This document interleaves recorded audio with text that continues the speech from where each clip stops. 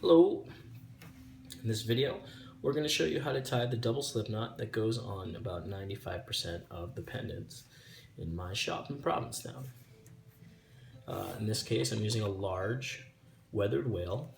Those marks are intentional in case anybody's curious.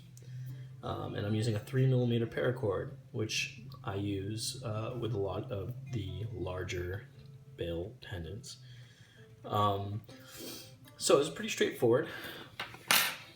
First, I start off with paracord and or nylon that you'll probably see in the shop.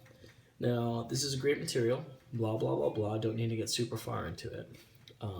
I go with about 3 feet on whatever I'm about to cut, whether it's a bracelet or a necklace, because you can always cut more off. So as you see, the end is a little frayed. So you start off this way after you cut them, and that's not going to go in very easily.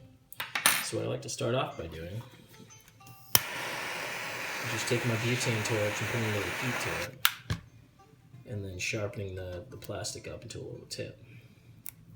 So I think it's plastic, or nylon. Now it easily threads into the bale. At this point, I grab the length of cord and just make it so that it's even. So I'm going to do it. Alright. Your piece of cord will be a lot longer than this one. This is probably about 2 feet. That's just what I have on hand for the video. So now that you have this, you find a good area where there's going to be like a nice excess. And you grab the two pieces and you make them parallel to each other.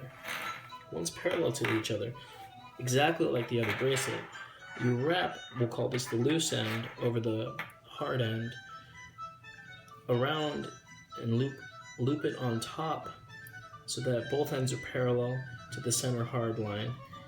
And then you'll grab that loose end and you'll do exactly what we do in the bracelets, and you'll wrap it in front of itself towards the knot.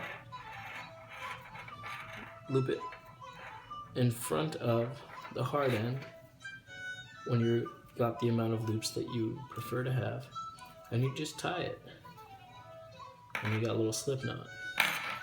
Now on this end, you do the same exact thing.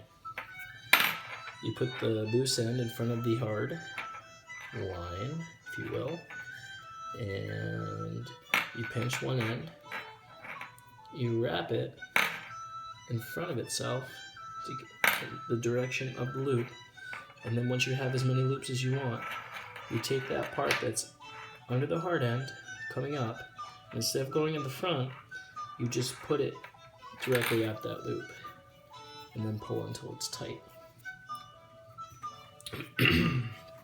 On this point, this is a adjustable necklace, or in this case, I guess now it's a bracelet. Ha ha ha. And all you'd have to do at this point is cut each end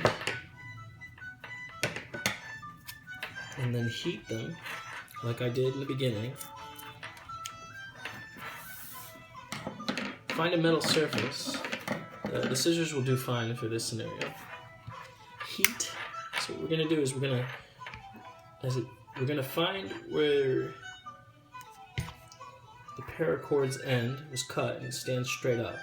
We're going to heat it up and we're going to melt this on top of the top knot. And the reason why we use metal is just so it leaves an even finish. I can use my finger, but it's going to leave my fingerprints, and that never looks pretty. People don't like that. Although it would be one way to sign, huh? So we just heat it really quick. You can also use a bake. It's starting to smoke. Boom. There you have it. Now this one did not connect to the top. That's not a problem. You can just bring it back. Heat it again. Wow. That was hot.